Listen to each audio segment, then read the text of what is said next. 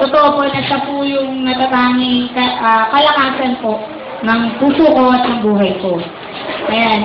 Marami pong nangyari sa buhay namin as a family. Hindi, wag ka lang. Time for... ayan. Okay lang yan. Woo! Ayan, marami po kami pinagdaanan. Yun, as a family, tapos ako po bilang individual. Ayan, marami pong ups and down, pero still, iba yung nangyarap po. Ayan, Lord pa rin po yung naging strength ng buhay ko. Hindi, gabi naman eh. Ayan, sumating po yung time sa akin na parang feeling ko mag-isa na naman ako. Kahit alam ko nandun yung family ko, yung mga kaibigan ko.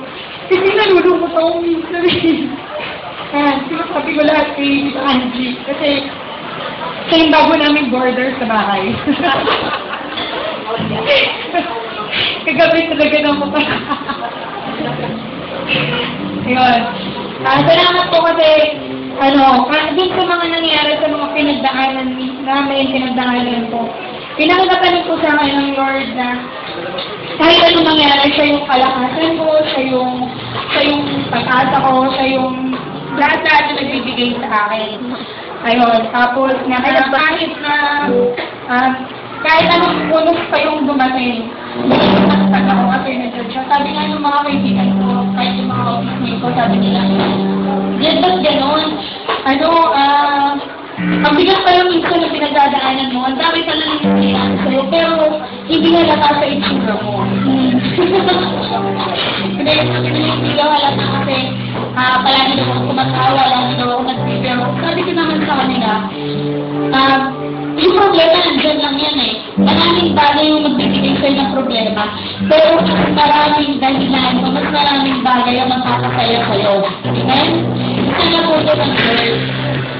Kaya, sobrang natuwa ako kasi kahit po nung nakaraan, nung November ko pa po nararamdaman yun, na parang naghihilo-hilo ako or parang hindi maganda yung bigla ng katawan ko. Pero hindi po ako dumatagay kasi siyempre, iniisip ko, may ibang bagay na mas dapat magtuunan ng cancer, gano'n. Tapos hanggang sa nung Thursday, parang sa Wednesday ata yun, parang hindi ko na siya kinaya. Parang sobrang nahihilo na ako na hindi ko maintindihan. Hanggang sa, yun, diniretso na ako sa ER, nag-isa na ako. Pero kapag ko si Mama, sabi ko, Ma, diniretso ako ng MCU kasi nahihilo na talaga ako. Yung feeling ko, yung palitis ko, feeling ko may palit ako sa lang. Feeling ko sa roller coaster ride ako. Ayan, tapos hanggang sa tagal ng observation sa akin. Tapos binigyan ako ng tumor. Dalawang akin yung gamot na pinagin sa akin. Yung isa hindi pumalab. Tapos, yung pangalawang gamot na binigay, yun lang yung pumalab sa akin. Kaya tapos yung sabi ko, Lord, ikaw lang yung magpapagaling sa akin. Ikaw lang yung healer. Ayoko ng sakit na doon, hindi ko yung nagbigay sa akin ito. Kaya kailangan ko in charge mo. Ayun, kaya puli ko ako naman kasi sa pagbiyahe-biyahe ko pa po sa office, sa lahat ng tungkol sa ako, lahat ng gagawin ko, siya po talaga yung naging strength ko. Ayun, kaya sana po yung kawitin ko maging pag-alala po sa ating lahat na Lord lang po yung kalakasan natin. Amen? Parang hindi. Amen?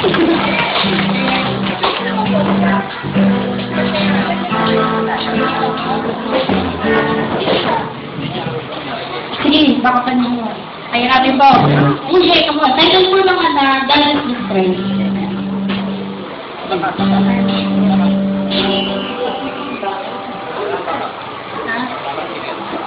Pakap na tayo. Pakap.